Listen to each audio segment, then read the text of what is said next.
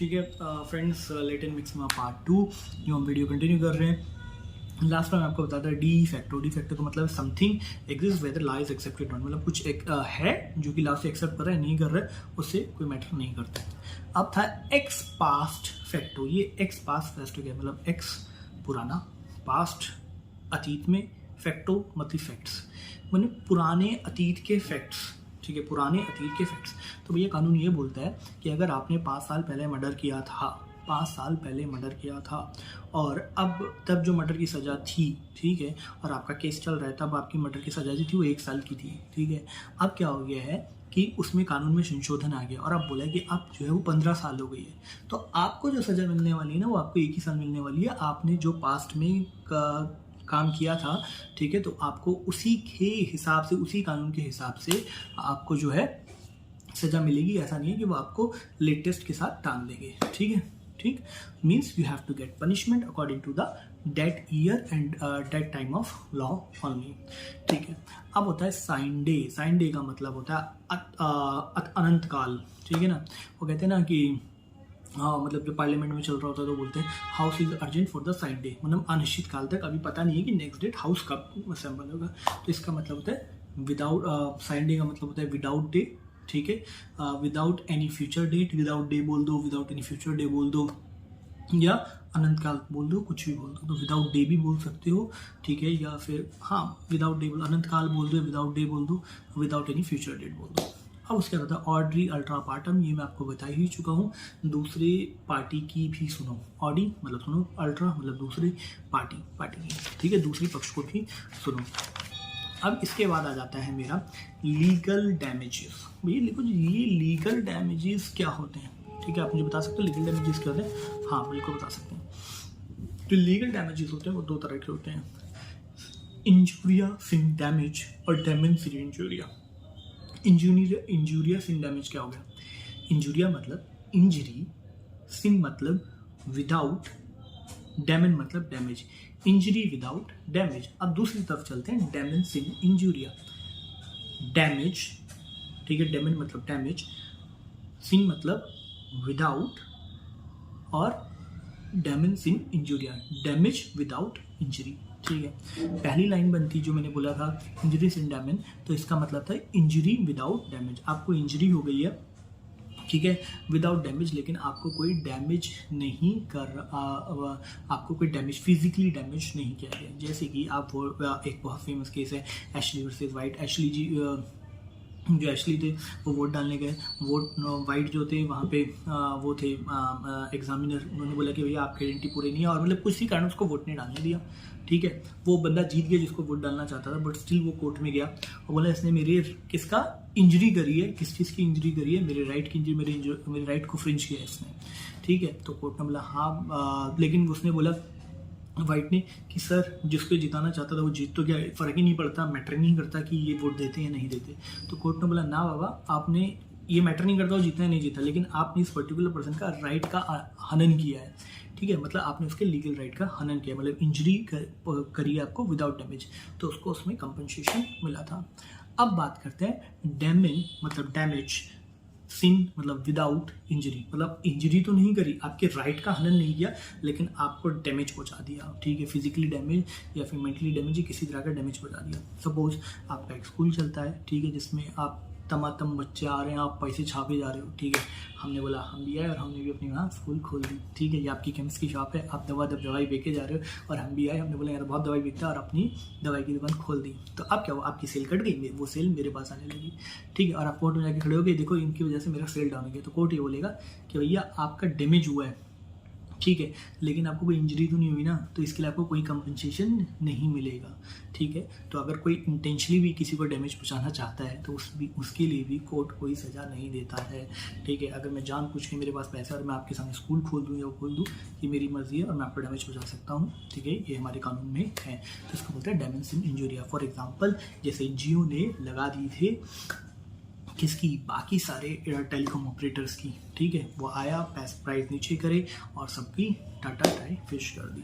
तो एयरटेल और वो नहीं जा सकते और कंपनसेशन नहीं मांग सकते कि हमारा 2000 का प्लान हमें 500 रुपये में बेचना पड़ा, उसके लिए कोई कंपनसेशन कोर्ट ने नहीं दिलवाएगा जियो से। अब बोलते हैं रिस्पोंडेंट सुपीरियर, जो रिस्पोंडेंट सुपीरियर। अब रिस्पोंडेंट मतलब रिस्पॉन्सिबल, सुपीरियर मतलब बड़ा आदमी रिस्पॉन्सिबल होगा। अब किसी कंपनी में बड़ा आदमी कौन होता है? बड़ा आदमी मालिक होता है, ठीक है। तो रिस्पोंडेंट सुपीरियर का मतलब होता है रिस्पोंडेंट रिस्पॉन्सिबल सुपीरियर मतलब बड़ा आदमी। तो किसी कंपनी में तो कौन सुपीरियर होता है? किसी भी कंपनी में सुपीरियर होता है मालिक, ठीक है। सपोज मेरी एक ऑर्गेनाइजेशन है, मेरी एक लॉ फर्म है, ठीक है। मेरी लॉ फर्म के अंदर बहुत सारे एम्प्लॉयज़ काम करते हैं, और बहुत सारे एम्प्लॉयज़ जब काम करते हैं तो उनसे कोई गलत एक्शन हो जाता है जिससे क्लाइंट को क्षति पहुंच जाती है। तो जब क्लाइंट जाके मेरे खिलाफ मतलब मेरी कंपनी के खिलाफ डालेगा कि मैं बोलूँगा कि मेरे बंदे ने गलती करी है, तो मेरे बंदे ने गलती करी है, उसका कंपनसेशन भी कोर्ट मुझसे ही लेगा क्योंकि वो मेरे लिए काम करता है, ठीक है। अगर मेरे किसी एम्प्लॉय के एक्शन से किसी को डैमेज पहुंचता है तो उसका रिस्पॉन्सिबल भी मैं ही हूँ। इसका मतलब रिस्पोंडेंट सुपीरियर होता है, ठीक है। इसके पीछे कुछ लिख लेते हैं। और हाँ, एक और चीज़ आ गई, इग्नोरेंट लेजिस इजुरिस निमरम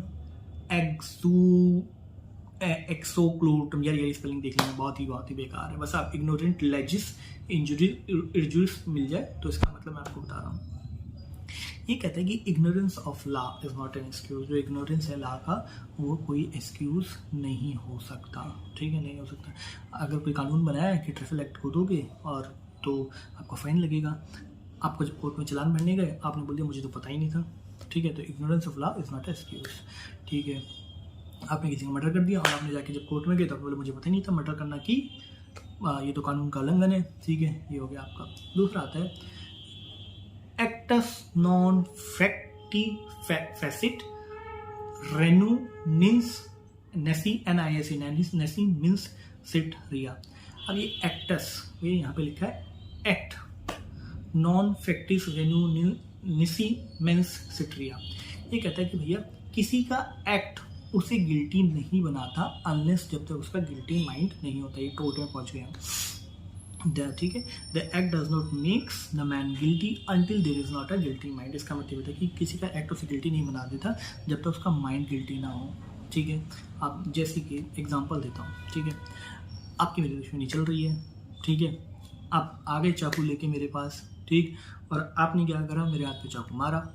अब मुझे लगा भैया तुम आज मेरा काम ही कर दोगे, और मैंने क्या किया, रिस्पॉन्स पे तुमको इतना धोया तुमको फोड़ फाड़ दिया, ठीक है, या फिर मैंने तुमको मार ही दिया, ठीक है। तो भैया अब क्या मेरे ऊपर केस मर्डर का या तुमको पीटने का केस चलेगा?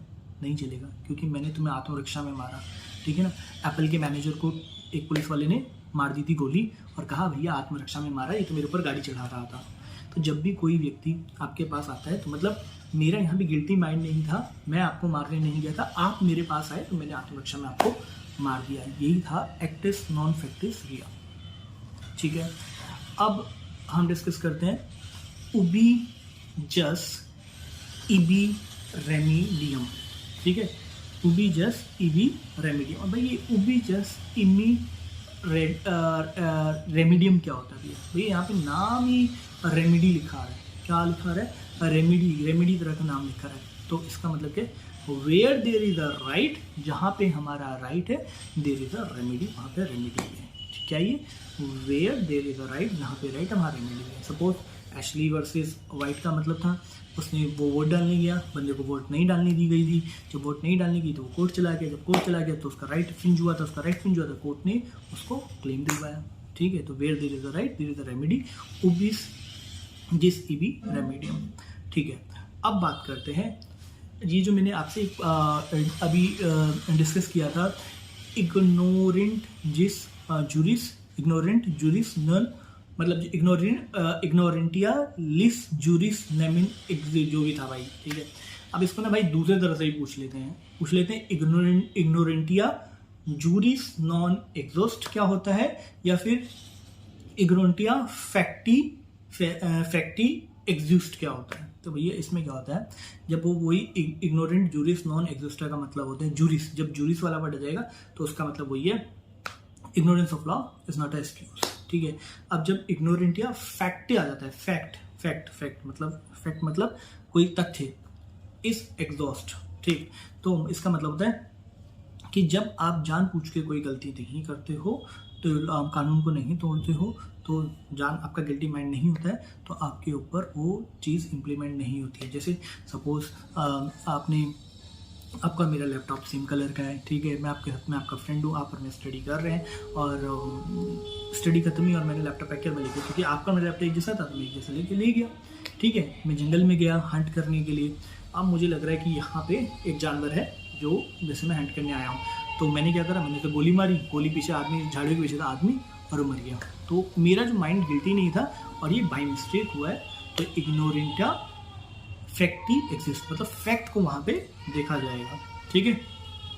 उसके बाद आ जाता है हमारा nemo dat quod non habet. Nemo dat quod non habet, nemo का मतलब है नॉन ऑनर, ठीक है। Nemo dat quod non habet का मतलब है नॉन ऑनर, मतलब सेल बाय नॉन ऑनर, ठीक है, मतलब बेच देना ऐसे बंदे के साथ जो कि नॉन ऑनर है। या फिर no one give better title, no one can give what he has not got. इसका मतलब होता है कि सेल बाय नॉन ऑनर एक चीज, दूसरा नो वन कैन गिव, वो आप कोई आपको दे नहीं सकता, ठीक है, व्हाट यू नॉट गेट, जो आपको मिला ही नहीं है, ठीक है, आप दे ही नहीं सकता आपको भेजो, जब कोई चीज़ आपको, जो चीज़ आपकी है ही नहीं, आपको मिली ही नहीं है, आपको वो कोई कैसे दे सकता है, ठीक है। आपकी कोई चीज़ नहीं है, कोई प्रॉपर्टी आपकी नहीं है, तो आपको उठा के आपको थोड़ी ऐसे दे देगा।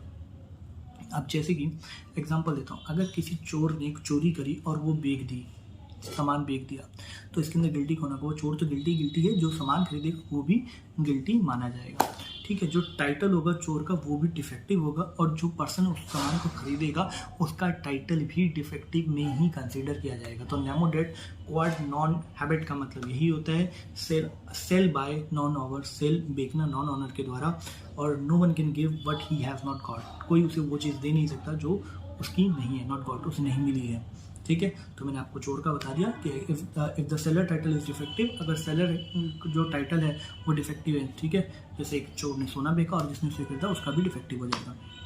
उसके बाद आ जाता है वॉलेंट्री नॉन फिट इंजुरिया। वॉलेंट्री नॉन फिट इंजुरिया का मतलब होता है, आपने वॉलेंट्री बोला कि भाई मैं ये काम करूंगा, आप रेडी हो गए, आप वो काम करने गए और उस काम में आपको कोई इंजरी हो जाती है, तो उसके लिए आपको कोई क्लेम नहीं मिलेगा। आपने बोला था मैं ही पहाड़ पे चढ़ूंगा या मैं ये काम करूंगा और उसमें आपको इंजरी है, इसके लिए सरकार आपको किसी भी तरह का कोई रेमेडी, कोई क्लेम नहीं दिलाएगी। उसके बाद आ जाता है caveat emptor. Caveat emptor, emptor caveat emptor क्या होता है? कैविटा इम्पोर्टर का मतलब होता है let the buyer be aware, let the buyer be aware. और डोली इम्पैक्टा का मतलब क्या होता है? डोली इम्पैक्टा का मतलब होता है, डोली इम्पैक्टा का मतलब होता है कि भैया 7 साल से उम्र के कम बच्चे, nothing is offensive if the age is below year 7, ठीक है, कुछ भी ऑफेंसिव नहीं अगर एज 7 साल से नीचे। Thank you so much.